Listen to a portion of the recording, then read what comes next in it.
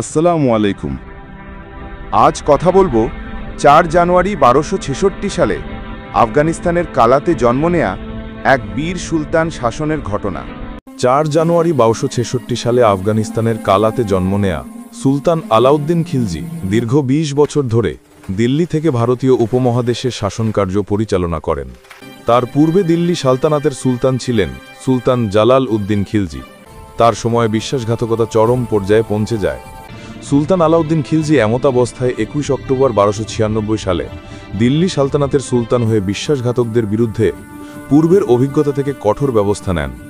তিনি সুলতান হওয়ার পর তার সামনে ছোট বড় অনেক বাধা আসতে থাকে।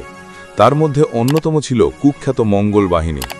সে সময় মঙ্গলদের নৃশংসতার ব্যাপারে কারো কোনো সন্দেহ ছিল না। তারা তাদের বিশাল বাহিনী নিয়ে সবকিছু তছনছ করে দিত। ভারত আক্রমণের জন্য তারা বিশাল মঙ্গল বাহিনী নিয়ে আসে। প্রথমেই তারা আলাউদ্দিন খিলজির মুখোমুখি হয়।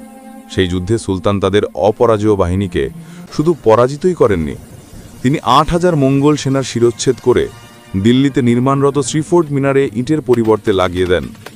আলাউদ্দিন খিলজি মধ্যযুগের এই উপমহাদেশের প্রথম মুসলিম শাসক, যিনি বাজার দর নিয়ন্ত্রণ করার নীতি প্রবর্তন করেন, জমি পরিমাপ করার উদ্যোগ গ্রহণ করেন। সুলতান হওয়ার আগে ও পরে তিনি একাধিকবার মঙ্গল বাহিনীকে পরিচিত করেন ও হিন্দুস্তানের অনন্য শক্তিশালী বেশ কয়েকটি দুর্গ জয় করে একটি শক্তিশালী সাম্রাজ্য গড়ে তুলতে সক্ষম হন। এই মহান বীর 4 জানুয়ারি 1316 সালে বয়স 50 বছর বয়সে রাজধানী দিল্লিতে ইন্তেকাল করেন। বর্তমান সময়ে ভারতের চলচ্চিত্র ও গণমাধ্যমে তাকে নারী লোভী ও বর্বর শাসক হিসাবে দেখানো হলেও প্রকৃতপক্ষে তিনি একজন বীর শাসক ছিলেন। আজ এই পর্যন্ত।